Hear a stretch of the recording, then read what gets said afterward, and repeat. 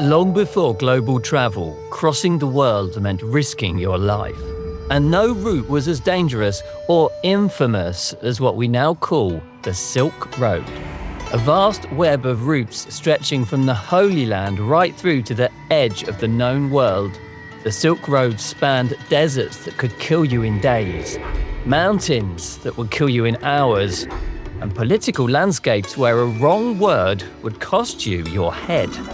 Merchants, priests, spies, warriors, and envoys all travelled it, carrying not just silk, but gold, ideas, religions, and the fate of empires. And today, we're going too. Hey, I'm Luke. I'm an author of archaeological adventure novels. I travel the world looking for stories to put into my books and to share with you right here on the Adventure Story Podcast. Just quickly before we dive in, if you would like some more adventure in your life, I would love to welcome you inside the Adventure Society. This weekly newsletter is your ticket to travel with me, to share real-world adventures and to find out first when a new story or a new season of this podcast drops. Get over to lukerichardsonauthor.com/Adventure Society to join us. Right, let's get going. Our guide on this otherwise dangerous voyage today is adventure novelist Colin Falconer, whose novels span thousands of years, and research process, much like mine, often involves travelling for thousands of miles. For me, this is an opportunity to talk travel, to talk history and adventure stories, which are quite literally three of my favourite things. We're talking about this in reference to Colin's novel Silk Road, in which a Templar knight, a sharp-tongued priest, and a Mongol princess are thrown into a journey where survival is far from guaranteed. Colin, welcome to the Adventure Story Podcast. Thanks, Luke. It's great to be here. It is. It's great to be able to connect with you and have this conversation. So we're talking about the Silk Road.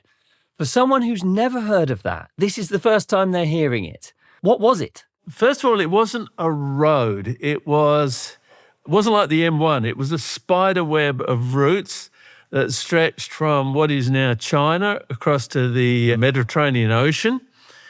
And it was a trade route. But no one actually went the whole route. It started in 200 BC. No one went the whole way. They went a couple of hundred miles and passed their goods on to someone else. They took it until they got to the end, till they got the Mediterranean Sea. It was like a transcontinental game of pass the parcel. And then they would come back again. And they would be taking silks and porcelain and maybe tea over to the west and bringing back mainly gold, but also from horses, which the Han Empire had an endless thirst for, that would come from around the Central Asia. And that was the trade that went from one side to the other. Oh, fascinating. So this is so important because it literally sort of connects two cultures, two sides of the planet completely. Yes, it did. And it was an introduction for the Western world for a great deal of different commodities that they could not produce themselves. And also, as time went on, a lot of ideas went along that route as well as the goods that were going along it as well. What do you mean by ideas? Like inventions or? Well, there were inventions, but religion, Christianity, Buddhism, Islam, they all travelled, these ideas were exchanged along the way. And for example, where there was Christians in the court of Kublai Khan. When Christian envoys first arrived in Kublai Khan's court in Xanadu in the 13th century, they were astonished to find Nestorian Christians were already there. There was already an archbishop who didn't want to know about the Pope in Rome. Buddhism travelled along the Silk Road, as did Islam, which is why there's Islam today in Indonesia and a lot of Southeast Asian countries. So it was a conduit for ideas as well as trade, as well as technology. It was the early internet, if you like. No, I can understand that completely. So you're talking there about people with very different backgrounds, very different cultures, very different worlds that they sort of originate in. Yeah. This can't have always been a peaceful meeting of people. There must have been some times where there were problems. There were groups that didn't perhaps get on, or things that didn't go quite as you'd ideally like them to. Well, one of the things that in the 13th century sent a Christian envoy to the court of Kublai Khan was exactly that. The Golden Horde, as they now termed the army of the Mongols, got as far as the gates of Jerusalem. They were threatening Europe, and the Pope thought that they would help him throw the Muslims out of the Holy Land. And so he sent them over there for an alliance, thinking that they, in the vain hope that they would help him out. There was the whole of that area, of course, was subject to many wars, and nothing much has changed, really. We're seeing it today. There is, from all the way from China to the shores of the Mediterranean, things have never been peaceful. So the period that I was in the 13th century was a brief period, very brief period of peace along the Silk Road, because the Kublai Khan, controlled it all for a very brief period. Ah, okay. How did that come about then? His armies, Genghis Khan originally started to expand his empire in the early part of the 13th century. His armies went further and further westward. He had tactically, I believe tactically, his horse soldiers with their incredible skills at archery took most of the armies that they faced apart. And he had a scorched earth policy. Apparently Iran, which was then Persia, never regained its population from the 13th century until the 20th century. He killed that many people. So wow. He had an extraordinary army, and for that period of the 13th century, he kept invading westwards and controlled the whole of the Silk Road for a brief period of time. There must have been some benefit to that. Perhaps would he have charged, or would the ruling parties in those areas sort of charge the merchants to travel through, or was there, in the same way as the canals of Panama and Suez and stuff that we have at the moment, is there a... Yeah, look, I don't think so. He was just trying to expand his empire. I don't think they were thinking of using custom duties like talking about the Straits of Hormuz. Yeah, right. But it was of an expansionist empire, I suppose, as all empires are. Yeah, just trying to control that important bit of land, that link between the various continents. So let's think about that road then, or that area in the 13th century. What would you face on that journey? What are the dangers or inconveniences or challenges that you would face if you were on the ground? Well, to travel from the whole length of the Silk Road, let's put it this way, you wouldn't get travel insurance, Luke. So there was people, and one danger and environment was the other. You'd first of all have to reach some accommodation with the Mongols, who in the 13th century, as I said, controlled most of that route. But there were also bandits along the way. I mean, it's a 4,000-mile stretch of road, so you can't control it, you can't police it, which is why the traders always travelled in caravans and stayed in the caravanserai overnight, which were like miniature forts, to protect themselves from bandits. But the physical dangers were just as extreme. About halfway, you would have to cross what the locals called the roof of the world, which were the Pamir Mountains, part of the Hindu Kush. And that was a very arduous and incredibly dangerous mountain range to cross at that period.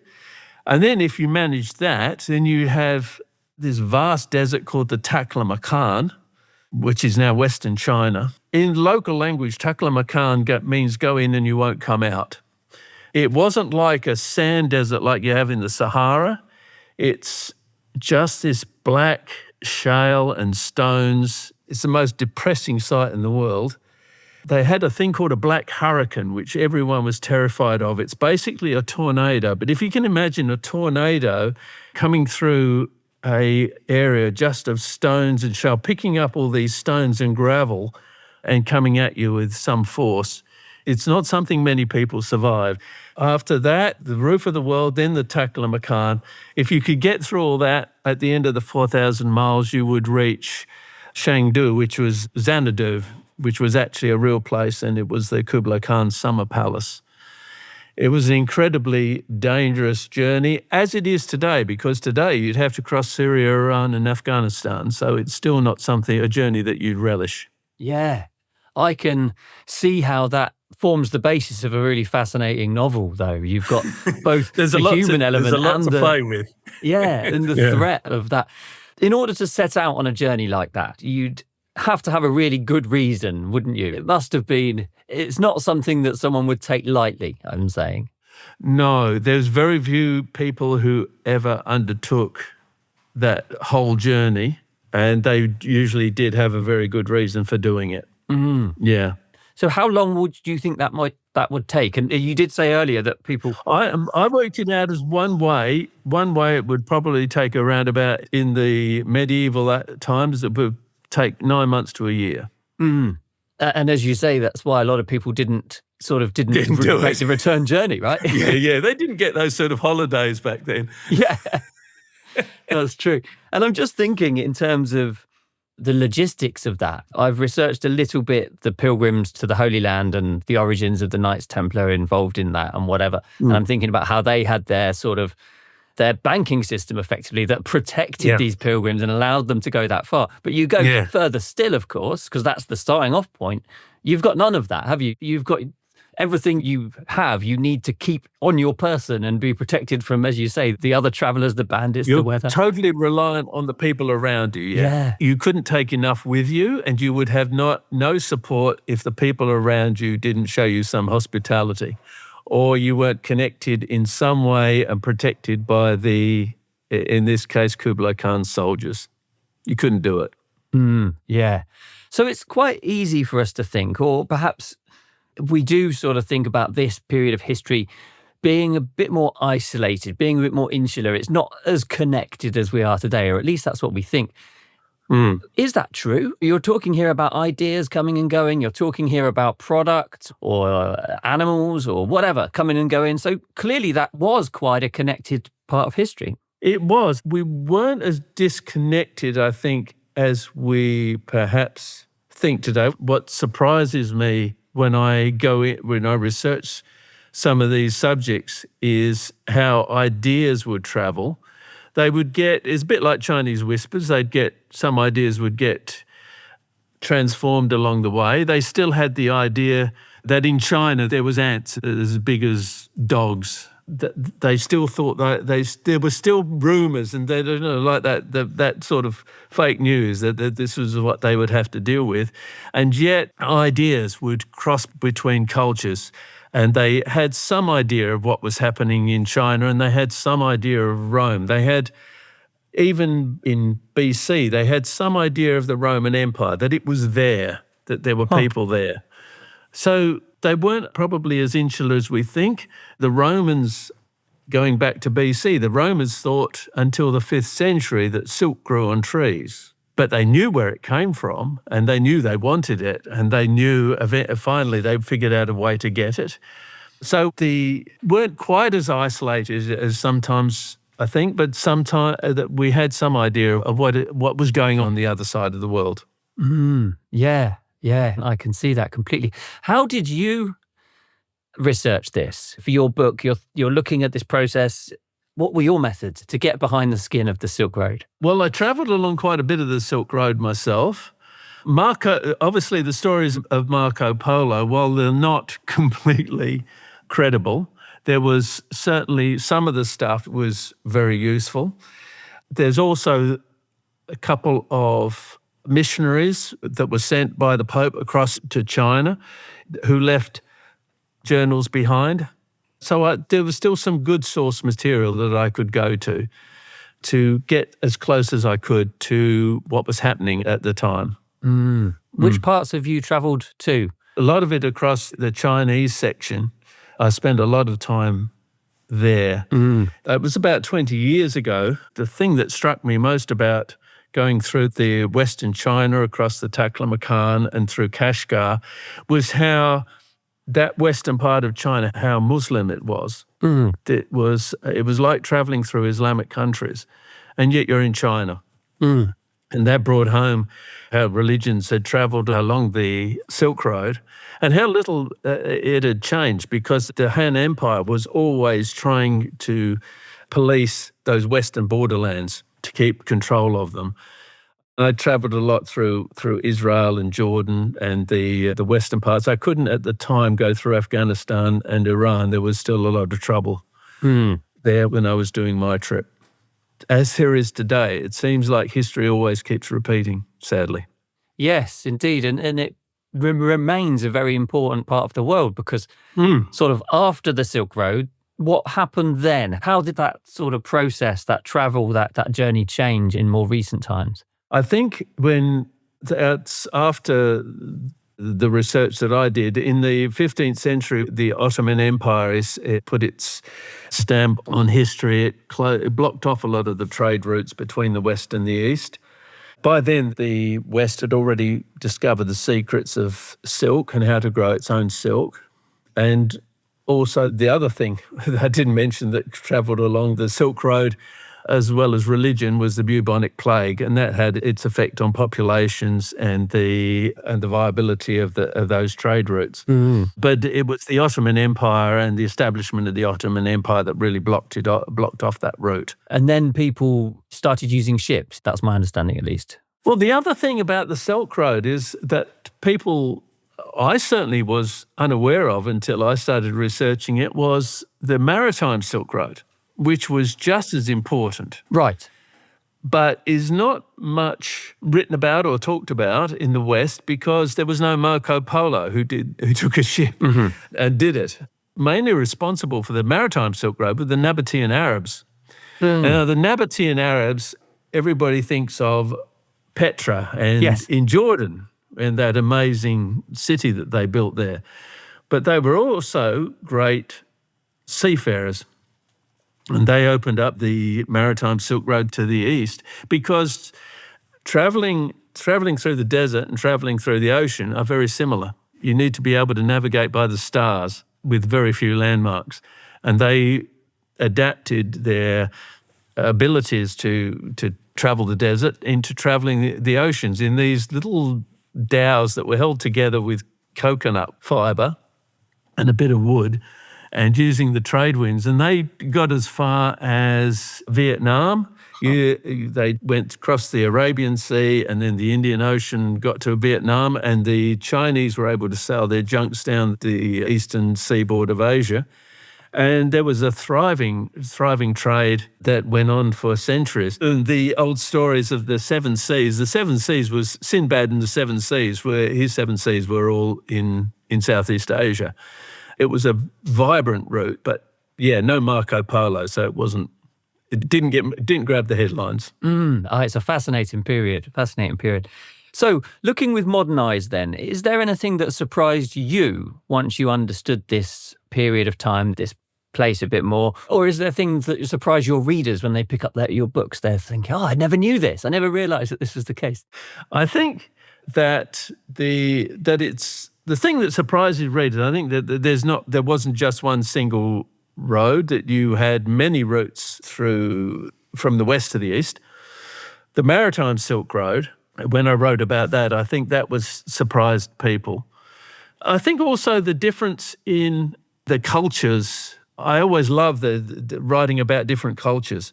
And with the writing about the Mongols, the Tartars, the attitudes they had to women. For example, I wrote about a Mongol princess. Now, the Mongol women could ride horses, they could hunt, they could shoot bows and arrows. They even chose their own husbands.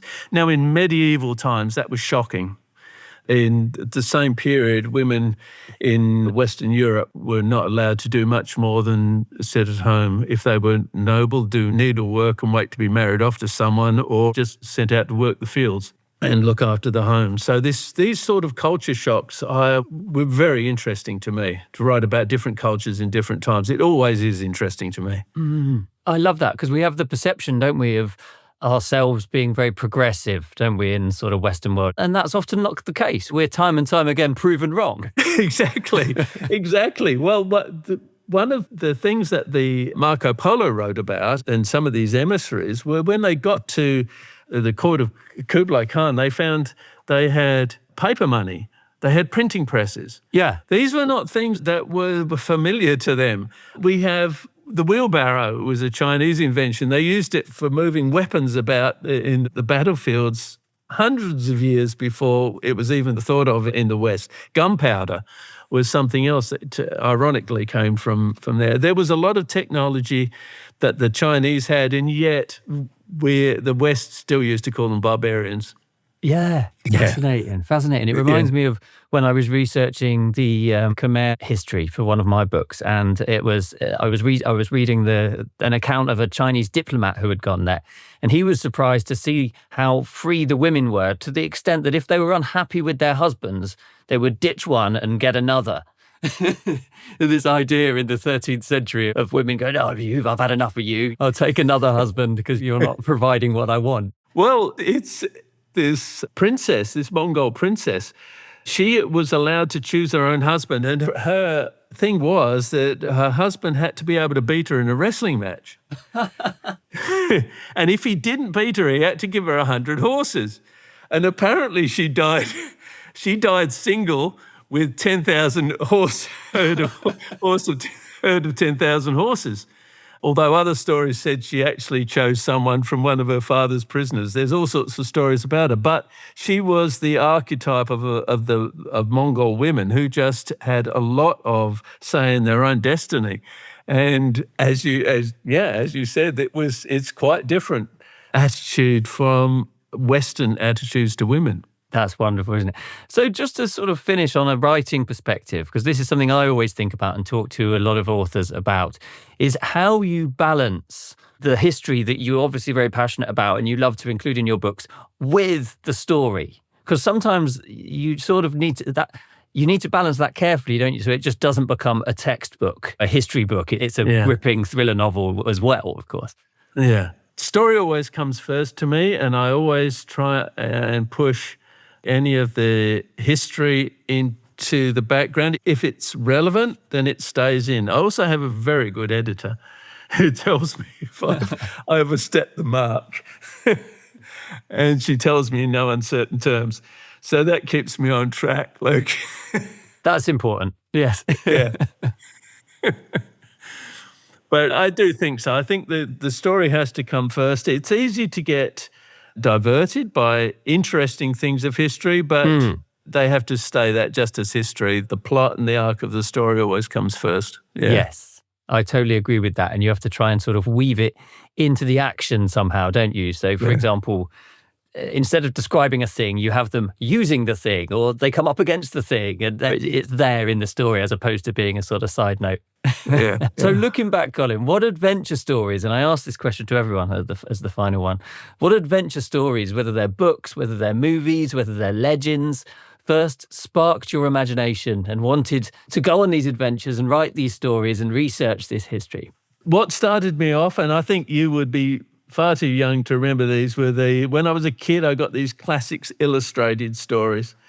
And it was like they had the Three Musketeers, Homer's Odyssey, The Last of the Mohicans, 2 Years Before the Mast, all these classic old adventure stories. And they were all done as comics. Wow. And so by the time I was 12, I'd written pretty much the whole canon of English adventure literature just through these comics. And then as I got older, my dad gave me C.S. Forester and H. Rider Haggard, and then I graduated to Michener and Clavell and Young Wilbur Smith. I just grew up on this stuff, and that's what I loved reading. And then, of course, travel. I traveled to all these places, and that inspired me to want to write about them. That was the path that I took. That's wonderful. That's fantastic. Where can people find you and your books online, Colin? I'm pretty much exclusively on Amazon. Colin Falconer's Epic Adventure series, they're pretty much all there in print or in Kindle. Wonderful. Thank you so much. That's been great. Okay, thanks, Luke. That was great. This is the Adventure Story Podcast. Thank you so much for hanging out today. If you've enjoyed the show, please subscribe, please like, and please share. It'll take you just seconds, but really helps me spread the word. If you have a story you'd like me to explore, let me know in the comments or email hello@lukerichardsonauthor.com. And if you need more adventure in your life, And let's be honest, who doesn't? You might like to join the Adventure Society. This weekly newsletter is your ticket to travel with me, to share real-world adventures and to find out first when a new story or a new season of this podcast drops. LukeRichardsonAuthor.com/Adventure Society is where you need to go for that. And if you're a fan of adventure stories like the one we talked about today, check out my books at LukeRichardsonAuthor.com. Bon voyage, enjoy the adventure, and I'll see you next time.